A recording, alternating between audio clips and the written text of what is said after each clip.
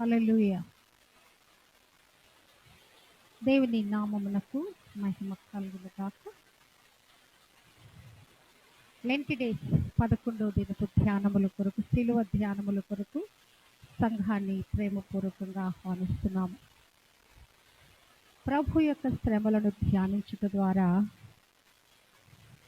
మనలో ఉన్న కల్మషాలు తొలగిపోయి నూతన పరచబడుతామని,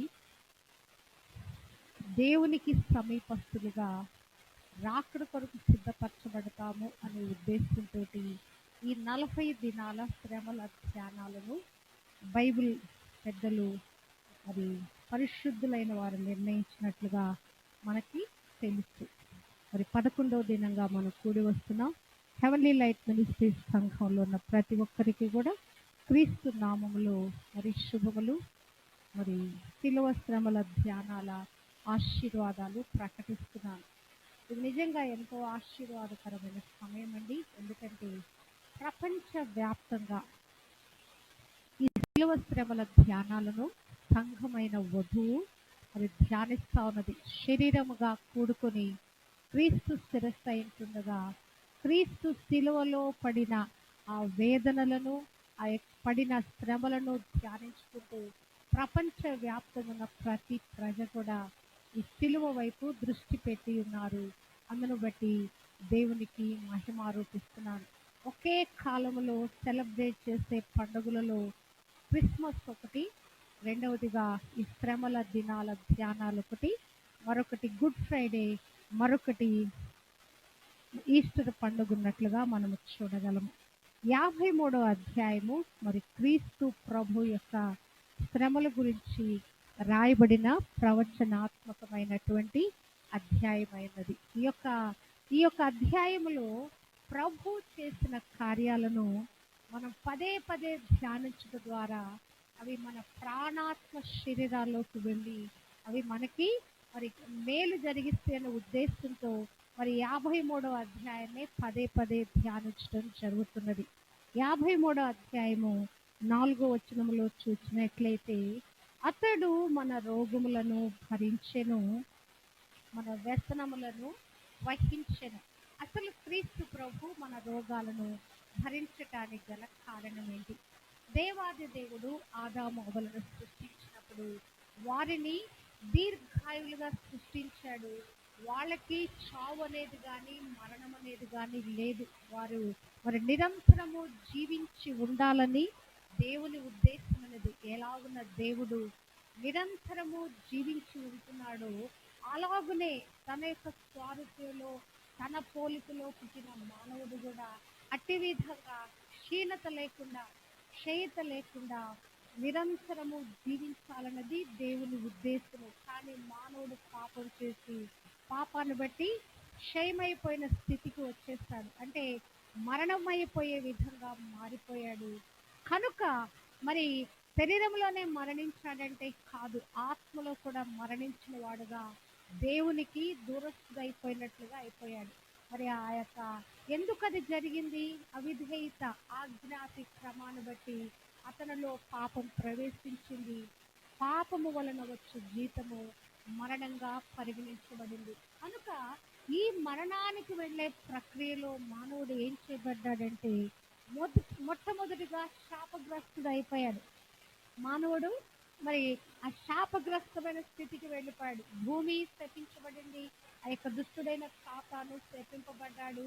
అవ్వమ్మ స్త్రీ ఏదైతే పాపానికి ప్రోత్సహించబడిందో అవ్వమ్మ శపించబడింది. ఆఖరికి ఆదాముని దేవుడు డైరెక్ట్గా శపించలేదు, కానీ నీ నిమిత్తంగా భూమిని శపిస్తున్నాను, నువ్వు కష్టపడి మరి యొక్క చెమటోడ్చి అందులో నుంచి వచ్చే దానిలో నుంచి నీ జీవనము కొనసాగించుకోవాలని చెప్పాడు.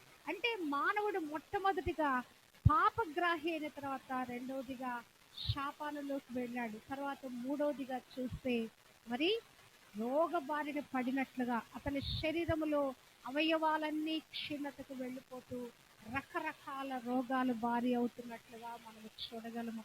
క్రీస్తు ప్రభు వచ్చిన కారణాలలో ఒక కారణం ఏంటంటే మానవులందరూ రోగ బారిన పడుతున్నారు గనక ఆ రోగముల నుంచి విడిపించటానికి, ఆ రోగాలు ఏ మూలంలో ఉన్నాయని మనం చూస్తే గనక మత్తయి సువార్త 4 అధ్యాయము 24 వచనం, ఎవరిని స్వస్థపరిచాడంటే ప్రతి రోగము, ప్రతి వ్యాధి ఒక్కటని కాదు. 13వ అధ్యాయంలో కూడా మనం చూసినట్లయితే మత్తయి సువార్తలో ప్రతి విధమైన వ్యాధి, ప్రతి విధమైన రోగా నుంచి మానవుణ్ణి విడిపించాడంటే. లోకంలో అనేకమైన జబ్బులు, 2500 రకాలకు పైగా రోగాలు ఉన్నాయట లోకంలో. ఈ యొక్క వీటన్నిటి నుంచి మానవుణ్ణి ఈ రోగగ్రస్తమైన స్థితి నుంచి, ఈ క్షయమైపోయే స్థితి నుంచి విడిపించటానికి ప్రభువు ఆయన నిశ్చయముగా మన రోగములను భరించాడు. ఎలా భరించాడనో మనం చూస్తే కనుక 1 పేతురు పత్రిక 2 అధ్యాయము 22-24లో చూస్తే గనక విషయమై చనిపోయి నీతి విషయమై జీవించినట్లు, అంటే ఈ పాప శరీరాకారముతో ఉన్న మానవుని యొక్క శారీరక స్థితి ఎలా ఉందంటే మరి అది క్షీణించిపోతా ఉంది. కానీ ప్రభు ఎందుకు మరి మన నిమిత్తంగా రోగగ్రస్తుడయ్యాడు, మన రోగములను ఆయన ఎందుకు భరించాడంటే మనము నీతిమంతులుగా, అంటే మన శరీరము నీతిమయంగా చేయబట్టానికి, ఈ యొక్క క్షీణించిపోయే ఈ శరీరములో తిరిగి ఉజ్జీవం నింపటానికి, జీవ కణాలు నింపి ఆరోగ్యము ప్రసాదింప చేయటానికి ప్రభు ఏం చేశాడంట? ఆయనే తన శరీరమందు మన పాపములను మ్రాను మీద మోసుకొనెను. హల్లెలూయా. మానవునికి స్వస్థత ఎలా కలుగుతుందంటే ప్రభువు సిలువలో మన పాపములను మోయట ద్వారా మన శరీరాలకు స్వస్థత కలుగుతున్నది. పాపానికి, రోగానికి అవినాభావ సంబంధం ఉన్నది. ఈ విషయం మనము పక్షవాయువు గలవాని విషయంలో అర్థం చేసుకోవచ్చు. పక్షవాయువు గలవానిని 4 మోసుకొని వచ్చారు. వచ్చినప్పుడు ప్రభు ఏం చెప్తాడంటే, కుమారుడా నీ పాపములు క్షమించబడి ఉన్నవి. అంటే మానవునికి మొట్టమొదటిగా ఆత్మకు పాప క్షమాపణ దొరికితే రోగము నుంచి విడుదల పొందుతాడని అర్థం చేసుకోవచ్చు. ఆ తర్వాత నీవు లేచి నీ పరిపెత్తుకొని వెళ్ళు అంటాడు. అంటే మొట్టమొదటిగా పాపాలకు క్షమాపణ కలగాలి, అప్పుడే శరీరంలో స్వస్థత వస్తుంది. ప్రభు ఇదే మాట్లాడుతున్నాడు. ఆయన తానే తన శరీరమందు మన పాపములను మోసికొనెను, ఆయన పొందిన దెబ్బల చేత, గాయముల చేత మీరు స్వస్థత నొందిరి. ప్రభు ఆ యొక్క శరీరములో పొందిన గాయాలు, ఏంటా గాయాలు? పంచగాయాలు. చేతులలో చేసిన పాపము, తలతో చేసిన పాపము, కాళ్ళతో చేసిన పాపము, హృదయంతో చేసిన పాపాల కొరకు గాయాలు తిన్నాడు.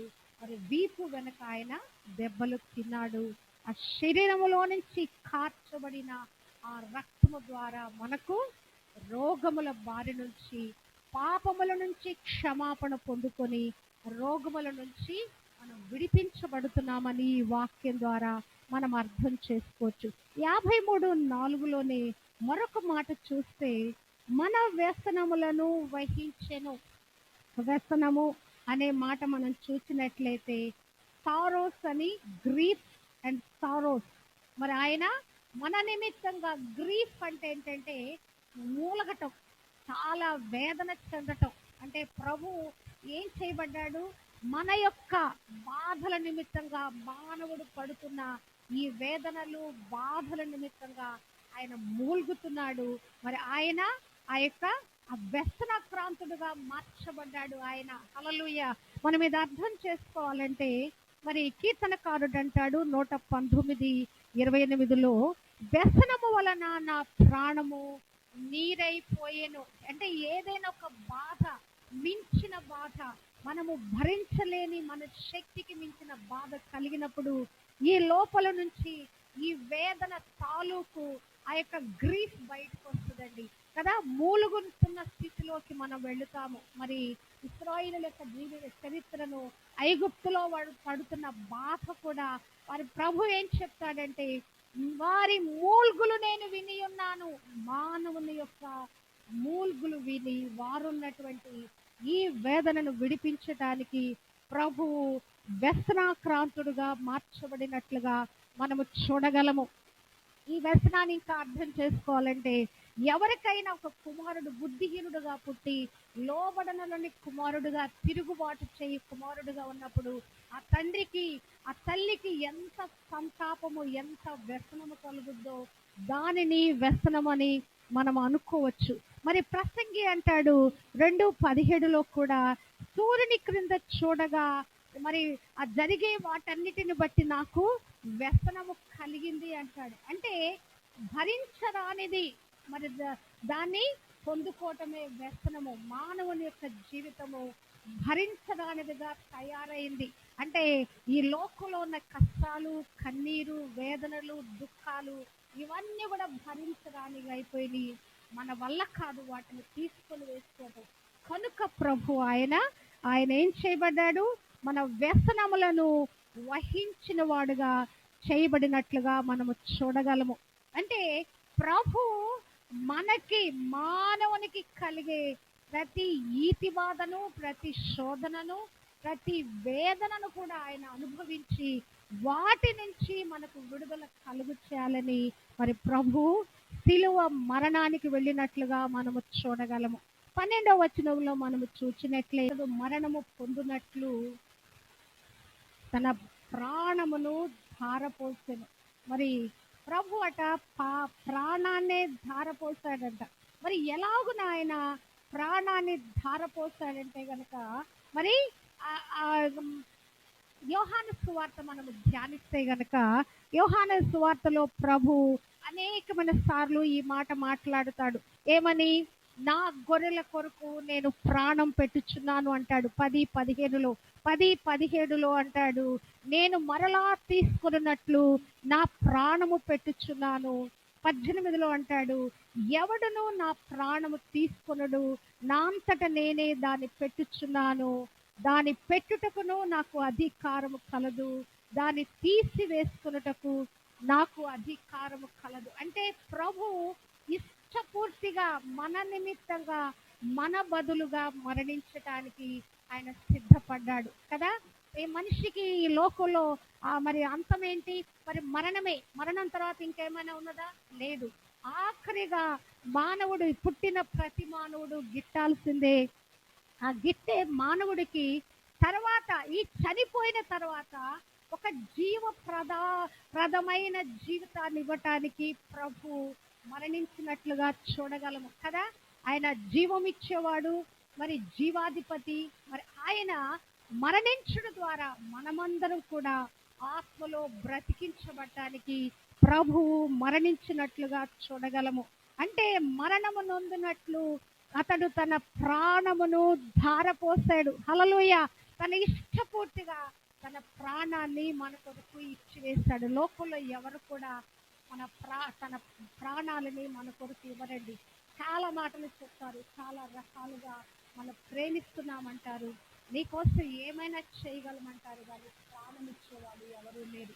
క్రీస్తు ప్రభు మాత్రమే మరణించి, ప్రాణం పెట్టేంతగా మరణించి మనల్ని బ్రతికింప చేయటానికి ఆయన తన ప్రాణాన్ని ధారపోసినట్లుగా మనము చూడగలము. మరి మూడో విషయంగా మనము చూసినట్లయితే, మరి ఆయన మనందరినీ కూడా నిర్దోషులుగా చేశాడట. నిర్దోషులుగా.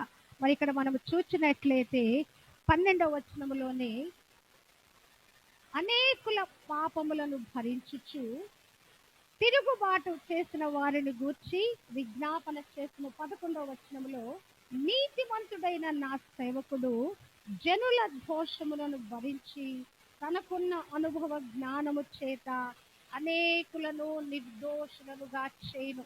పాపం చేసిన వాడు, తప్పు చేసిన వాడు ఏంటండి? శిక్షకు అర్హుడు. అయితే క్రీస్తు దగ్గరకు వచ్చి, క్రీస్తు నా కొరకు మరి మరణించాడు, నా పాపముల కొరకు ఆయన మరణించాడు, మరి నా కొరకు ఆయన బలియాగమయ్యాడు, మరి నాకు నిమిత్తమే ఆయన మరణించాడని ఎవరు విశ్వసించి ఒప్పుకుంటున్నారో వారి దోషములు, పాపములన్నీ కూడా క్షమించబడి వారు నిర్దోషులుగా చేయబడతారు. అసలు ఈ ప్రక్రియ ఎలా జరుగుద్ది? మానవుడు నిర్దోషిగా ఎలా చేయబడతాడు అంటే, ఒకసారి పాప క్షమాపణ పొందుకోవాలని తలంపు వచ్చినప్పుడే మరి ఆ యొక్క నిర్దోషత్వం వస్తుందట. 32వ కీర్తనలో 1వ వచనములో తన పాపములకు పరిహారము నొందినవాడు తన అతిక్రమములకు ప్రాయశ్చిత్తము నొందినవాడు ధన్యుడు.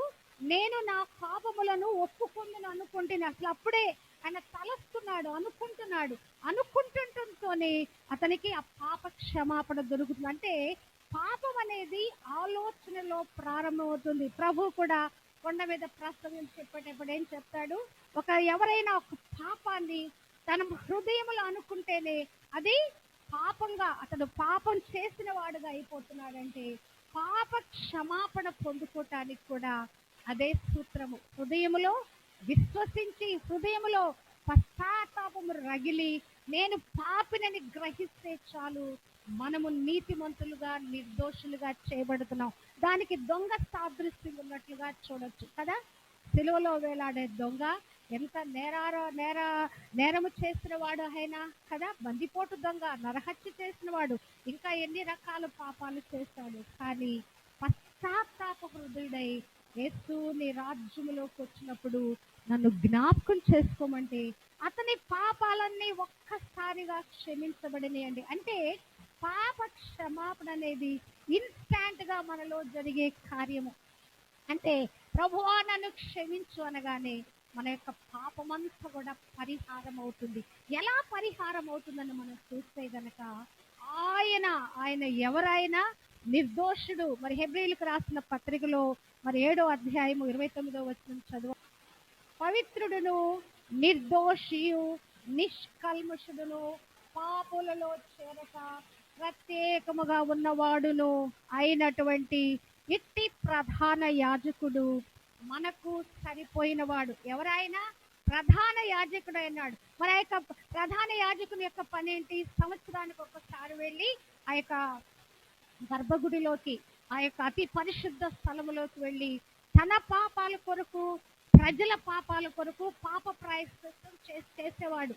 కానీ ఈ ప్రధాన యాజకుడు ఈయన తన కొరకు తాను ఆ యొక్క పాప క్షమాపణ కొరకైనా మరి ప్రార్థన చేయవలసిన అవసరం లేదు, అర్పణము చెల్లించవలసిన అవసరం లేదు. ఎందుకు? ఆయన ఏమై ఉన్నాడు?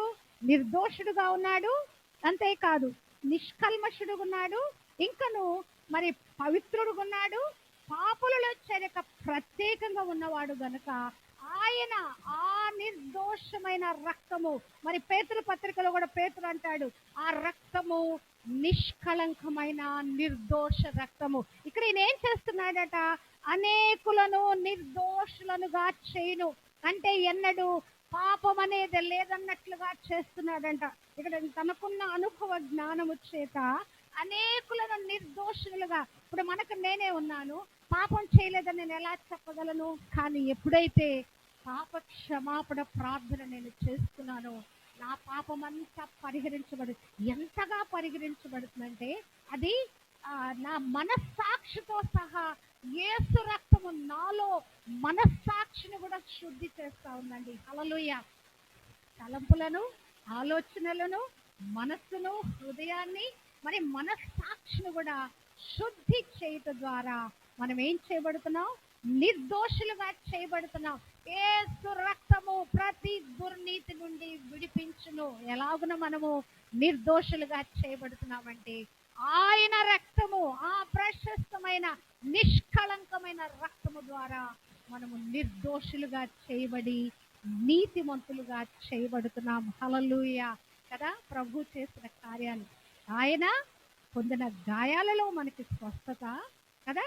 మరి ఆయన మరి రోగాలు భరించాడు, ఆయన మనకు వ్యసనాలను వహించాడు, తర్వాత మన నిమిత్తంగా ఆయన మరణించాడు, తర్వాత మూడవదిగా ఆయన మనలను నిర్దోషులుగా చేస్తా ఉన్నాడు.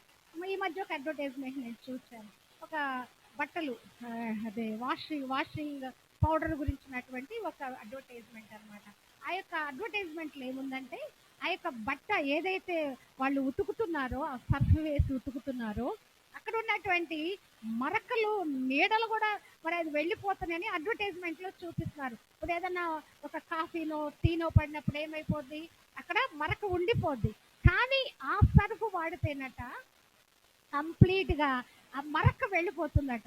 కానీ యేసు రక్తము ప్రాణ ఆత్మ దేహాలలో ఉన్న మచ్చ, ముడత, డాగులన్నిటిని కూడా తుడిచివేసి అసలు మనం ఎన్నడూ పాపమే చేయలేదన్నట్లుగా అంత నీతిమంతులుగా మనల్ని చేస్తా ఉంది, పరిశుద్ధులుగా మనల్ని చేస్తా ఉన్నది. హల్లెలూయా. మా దేవునికే మహిమ కలుగును గాక.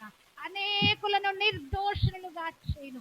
ఈరోజు మనం చెప్పుకోవచ్చు, ప్రభువా నేను నిర్దోషినయ్యా, పాపరహితుడనయ్యా, పాపముల నుండి విడిపించబడిన వాడను, పాప క్షమాపణ పొందుకున్న వాడను అని మనం ధైర్యంగా గుండెల మీద వేసుకొని మనము ఈ మాట మనము ప్రకటన చేయవచ్చు. హల్లెలూయా కదా. యేసు రక్తము మనలో ఉన్న ప్రాణాత్మలను కూడా అది శుద్ధి చేస్తుంది. అంటే క్రీస్తు రాకడలో మనం ఎత్తబడాలంటే మన ప్రాణం కూడా నిందారహితంగా చేయబడాలంట. 1 తెస్సలోనికి రాసిన పత్రిక 5:23, సమాధానకర్తయగు దేవుడే మిమ్మల్ని సంపూర్ణముగా పరిశుద్ధపరచునుగాక, మీ ఆత్మయు జీవమును శరీరమును మన ప్రభు అయిన యేసు క్రీస్తు రాకడయందు నిందారహితముగాను సంపూర్ణముగాను ఉండునట్లు కాపాడబడును గాక. ఎక్కడటండి? ఎక్కడెక్కడ? 5:23 1 తెస్సలోనికి రాసిన పత్రిక. దేవుడు మనల్ని పరిశుద్ధపరుస్తాడంట. ఎలా పరిశుద్ధపరుస్తాడంట? సంపూర్ణంగా పరిశుద్ధపరుస్తాడంట. ఎక్కడ పరిశుద్ధపరుస్తాడంటే ఆత్మలో, అంటే ఇన్నర్ బీయింగ్, మన లోపల అంతరంగ పురుషుణ్ణి పరిశుద్ధపరుస్తాడు. జీవం అంటే మన ప్రాణాన్ని, మనలో ఉన్న ఊపిరిని కూడా ఆయన పరిశుద్ధపరుస్తాడు. శరీరమును కూడా ఆయన పరిశుద్ధపరుస్తున్నాడు. ఇప్పుడు మనం ఏమయ్యామండి? నిర్దోషులుగా చేయబడ్డాం. ప్రభువు ఆ శిలువలో పడిన పాటలలో ప్రభు చేసిన మరొక కార్యము మనల్ని అందరినీ కూడా నిర్దోషులుగా చేయటం. మరి ఆఖరిగా చూస్తే 4వ పాయింట్గా మనము చూస్తే 12వ వచనములో అనేకుల పాపమును భరించుచు తిరుగుబాటు చేసిన వారిని గూర్చి విజ్ఞాపనము చేసెను. హల్లెలూయా. మరి ప్రభువు ఏం చేశాడంటే ఆయన విజ్ఞాపన కర్తగా తండ్రికి మనకి మధ్య సమాధాన కారకుడుగా ఉన్నాడు. ఈ పాపము మానవుని ఏం చేసిందంటే దేవుని నుంచి దూరపరిచింది. మనం సపరేట్ అయిపోయాం, ఉగ్రత పాలైపోయాం, నరక శిక్షకు పాత్రులమయ్యాం, అగ్నికి పాత్రులమయ్యాం.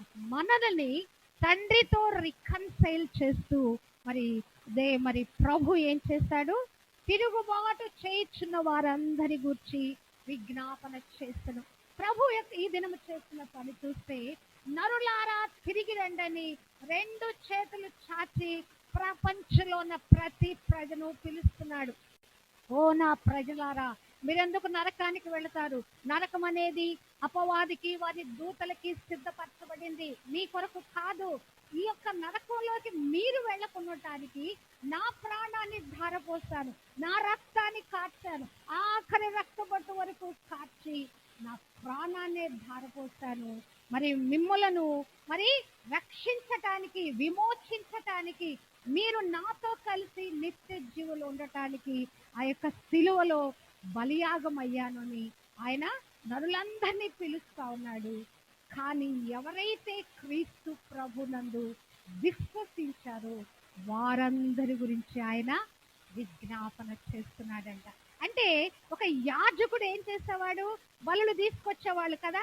పాప పరిహారార్థ బలి, అపరాధ పాప పరిహారార్థ బలి, రకరకాల బలులు తీసుకొస్తే యాజకుడు ఆ పశువును వధించి వారి యొక్క పాపముల కొరకు, పాప క్షమాపణ కొరకు ఆ బలులు అర్పించేవాడు, మరి దేవుణ్ణి వేడుకునేవాడు. కానీ క్రీస్తు ప్రభు ప్రధాన యాజకుడైన తర్వాత ఆయన ఏం చేస్తున్నాడు? మనందరి నిమిత్తంగా విజ్ఞాపన చేస్తున్నాడు. మరి యోహాను సువార్త 17వ అధ్యాయంలో ప్రభు శిలువకు వెళ్ళక ముందు చేసిన ప్రార్థనలో ఆయన ఏమని ప్రార్థిస్తాడంటే, అయ్యా, నా వాక్యము వలన వీరందరూ శిష్యులుగా మార్చబడ్డారు, వీరి వాక్యము వలన ఎంతమంది విశ్వాసంలోకి రానయ్యున్నారో వారందరి నిమిత్తము కూడా నేను విజ్ఞాపన చేయుచున్నాను. వీరినందరినీ దుష్టుని నుండి కాపాడు ప్రభువా తండ్రి అని తండ్రికి మొరపెట్టినట్లుగా చూడగలము. అంటే క్రీస్తు ప్రభు యొక్క విజ్ఞాపన ఒక్కరి గురించి కాదండి, కేవలము తనతో కలిసి జీవించిన శిష్యుల కొరకే కాదు, తను జీవించిన కాలంలో ఉన్నటువంటి వారందరి కొరకే కాదు, గాని ఆ యొక్క సిలువలో వేలాడుతూ తండ్రికి ఆయన కేక వేసి చెప్తున్న మాట, తండ్రి వీరు ఏమి చేయుచున్నారో వీరు ఎరుగరు గనక వీరిని క్షమించుమని చేసింది కూడా ఒక విజ్ఞాపన ప్రార్థన. వీరిని క్షమించు ప్రభువా, వీరికి శిక్ష పడనీయొద్దయ్యా, వీరిని రక్షించు ప్రభు అని ప్రభు చేసిన ప్రార్థన ఒక విజ్ఞాపన ప్రార్థనగా ఉన్నట్లుగా మనము చూడగలము. హల్లెలూయా. కనుక మరి ఆయన ద్వారా ఎవరైతే దేవుని యొద్దకు వస్తున్నారో ఆయన విజ్ఞాపన చేస్తున్నట్లుగా మనము చూడగలం. ఎలా ఉన్నాడట? 25వ వచనంలో మనం విజ్ఞాపన, తన ద్వారా దేవుని యొద్దకు వచ్చు వారి పక్షమున విజ్ఞాపన చేయుటకు నిరంతరము జీవించుచున్నాడు. హల్లెలూయా. ఎవరెవరైతే దేవుని యొద్దకు వస్తున్నారో, క్రీస్తు ప్రభును నమ్మి దేవుని యొద్దకు వస్తున్నారో వారందరి నిమిత్తంగా కూడా ఆయన ఈ దినము విజ్ఞాపన చేస్తున్నట్లుగా మనము చూడగలం. మరి 1 యోహాను 2వ అధ్యాయము 1వ వచనం మనము చూసినట్లయితే, ఎవడైనను పాపము చేసిన యెడల నీతిమంతుడైన యేసు క్రీస్తును ఉత్తరవాది తండ్రి యొద్ద మనకున్నాడు. ఆయనే మన పాపములకు శాంతికరమై ఉన్నాడు. ఆయనే మన పాపములు మాత్రమే కాదు, సర్వ లోకమున కొరకు శాంతికరమై ఉన్నాడు. హల్లెలూయా. అంటే ఈ శాంతికరము అనే మాటకి పాప ప్రాయశ్చిత్తమై ఉన్నాడు. ఏం చేస్తున్నట్టు ఆయన? ఎవడైనా పాపం చేస్తుంటే రక్షింపబడి పాపం చేస్తున్న వారి గురించి ఆయన విజ్ఞాపన చేస్తున్నాడు. ఇది మనం అర్థం చేసుకోవాలంటే పేతురు విషయాన్ని మనం ధ్యానిస్తే ఈ మాట మనకు అర్థమవుద్ది. పేతురు ఏమైపోయాడు? దేవునికి దూరం అయిపోయాడు కదా. పేతురుతో మాట్లాడుతూ 20వ అధ్యాయంలో, నీ విశ్వాసములో వెనకకు పోకుండానట్లుగా నేను నిన్ను గురించి వేడుకున్నాను పేతురు, లేకపోతే నువ్వెప్పుడో నన్ను విడిచి వెళ్ళిపోయేవాడివి. నీ కొరకు నేను విజ్ఞాపన చేస్తాను. నేను నిన్ను మరి నీ గురించి విజ్ఞాపన చేస్తాను కనుక ఆ జల్లెడలో జారిపోకుండా నీ విశ్వాసంలోంచి నువ్వు వెనుకకు వెళ్లకుండా ఉన్నావని అక్కడ ప్రభు చెప్పినట్లుగా చూడగలము. నీవు లోకంలో కలిసిపోకుండా ఉన్నట్లు మరి విశ్వాసంలో ఉన్న వారు వెనక్కి వెళ్ళటం లేదా? అవునా కాదా? ఒకసారి రక్షింపబడ్డారు, మరి యేసు రక్తంలో కడగబడి ఆయనలో కొనసాగుతున్న అనేక మంది వైహిక విచారాల వలన రకరకాలైన సమస్యలు బట్టి వెనక్కి వెళ్ళిపోతా ఉన్నారు. తిరిగి వాళ్ళు ట్రాక్ లో రావటానికి ఎవరో ఒకరు విజ్ఞాపన చేస్తున్నారు. మనలో పరిశుద్ధాత్మ దేవుడే ఉండి ఈ విజ్ఞాపన ప్రార్థన చేస్తున్నాడు. రోమీలకు రాసిన పత్రిక 8వ అధ్యాయంలో చూసినట్లయితే ఈ యొక్క ప్రభువే, క్రీస్తు ప్రభువే పరిశుద్ధాత్మగా ఉండి ఆయన విజ్ఞాపన చేస్తున్నట్లుగా మనము చూడగలము. 26వ వచనములో, ఏలయనగా ఆయన మన బలహీనతను చూసి సహాయము చేయుచున్నాడు, మనము యుక్తముగా ఎలాగూ ప్రార్థన చేయవలనో మనకు తెలియదు, కానీ ఉచ్చరింప శక్యము కాని మూలుగులతో ఆ ఆత్మ తానే మన పక్షముగా విజ్ఞాపనము చేయుచున్నాడు. హల్లెలూయా. ఏం చేస్తున్నాడంట ఆయన? మరి అందరి కొరకు ఆయన విజ్ఞాపన చేస్తున్నాడు. ఎవరి గురించి?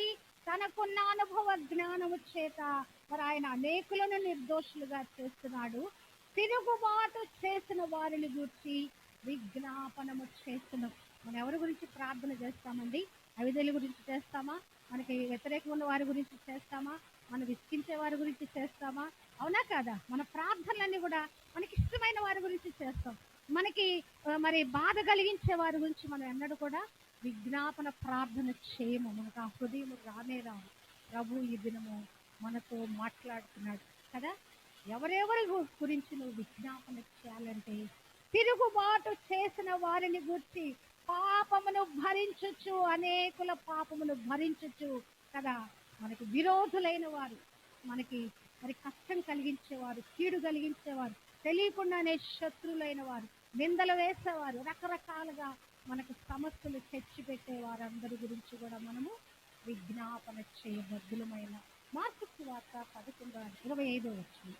మీకు ఒకని మీద విరోధమేమైనను కలిగినడలా మీరు నిలవబడి ప్రార్థన చేయనప్పుడెల్లను వానిని క్షమించుడి. అంటే మన ప్రార్థనకు వెళ్ళినప్పుడు మొట్టమొదటి ప్రార్థన అంశం ఏంటంటే దేవుని స్తుతించిన తర్వాత మన పాపాల కొరకు క్షమాపణ వేడుకున్న తర్వాత విరోధులైన వారిని కూడా క్షమించే ప్రార్థన మనం చేయాలి.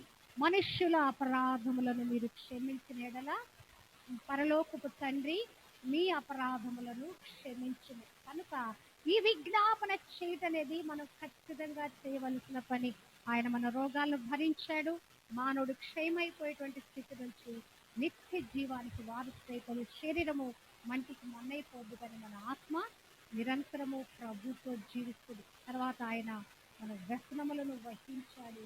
తర్వాత ఆయన ఇంకేం చేశాడు? ఆయన మనల్ని నిర్దోషులుగా చేసి ఉన్నాడు ఆయన కదా.